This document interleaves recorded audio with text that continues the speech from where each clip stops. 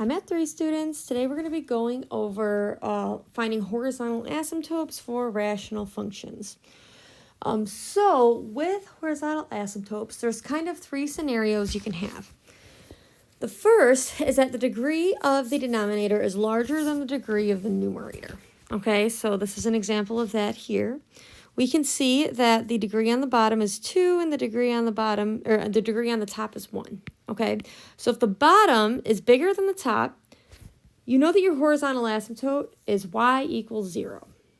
Okay, why does this happen? Well, as the x values get really big, because you have a squared or basically a higher degree on the bottom is going to grow much faster, and the function's going to approach 0. All right, because your x's are getting very big. So really the big takeaway is if your denominator has a higher degree, you have a horizontal asymptote at y equals 0. If the degree of the denominator is equal to the degree of the numerator. So here we have a degree 2, we have a degree 2, right? So in this case, these are equal. You're going to take the coefficients of the terms of the highest degree. So if you look here, I've got a 5 and I've got a 3. My horizontal asymptote is just going to be 5 divided by 3.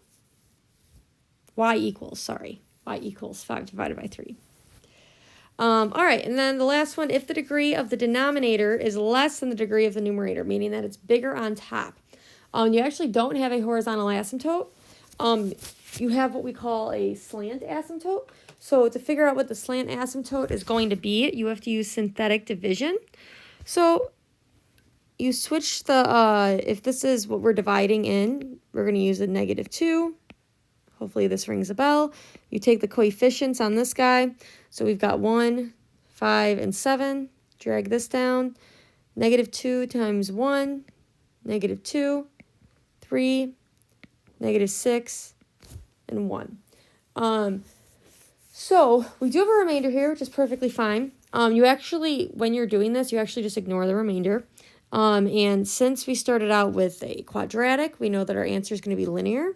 So it would just be y equals 1x plus 3, which we would just write as y equals x plus 3 as our answer.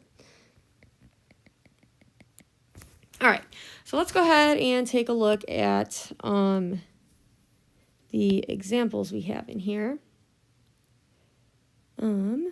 Let's see, I think I skipped horizontal, didn't I? Yep. Alrighty. So let's go ahead and take a look here at number 14. So we're going to look at the degrees of the top and the bottom. The degree on top is 2. The degree on the bottom is 5. So if you look at your cheat sheet, that tells you that we need to take the coefficients. All right. So my horizontal asymptote here would just be y equals 2/5. All right. Here, now, if you notice, this guy is not in standard form on top. So you want to, if you can do it in your head, that's perfectly fine. But I would recommend getting everything in standard form. So we could distribute that 2. And we've got 2x minus 2 all over x minus 8. So you can go ahead and see here that the degrees are equal, right? So our horizontal asymptote is going to be the coefficients. Remember, when they're equal, you take the coefficients. Now, if there's no number in front, it's a 1. So it's like 2 over 1, which is just 2. So our horizontal asymptote is going to be y equals 2. All right. Here for number 16, the degree on top, meaning the highest power, is 1. The degree on the bottom is 2. So you can see that the bottom is bigger.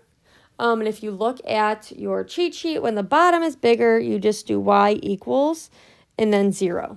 All right, because it's going to approach 0. Alrighty. So here, again, if you can kind of do it in your head and figure out like what the highest powers would be, that's perfectly fine. If you can't figure that out, you can, multiply it out. So like here on top, we would get 3x minus 3. On bottom, we would FOIL this out. So you'd have what, x squared, so minus 4 minus 1, so minus 5x. Plus 4, we distribute, we end up with 2x squared minus 10x plus 8. So if we look, we have a degree 1 on top a degree 2 on the bottom. So the bottom's bigger. So it's just going to be y equals 0. Now, if you could have figured out that the bottom was 0 without multiplying, or I'm sorry, that the bottom was bigger without multiplying that out, you wouldn't have had to do all this work. So if you can do that, don't worry about it. You don't have to do all the work. All right.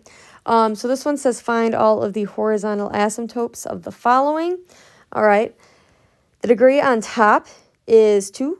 The degree on the bottom is 1. So our top is bigger. So in this case, we actually do not have a horizontal asymptote. Okay, so on delta, you would actually put like none for that. So it is no horizontal asymptote. Now, if we wanted to find the slant asymptote, we would go ahead and do synthetic. So again, you would switch this guy. Now remember with synthetic, you got to fill in for the values that you don't have. 2, 4, 4, 8, which we get a large remainder there. Let's see. Negative 162 plus 8 gives us negative 154. And if you recall, I said you don't have to worry about the remainders. So our slant asymptote here would be y equals 2x plus 4.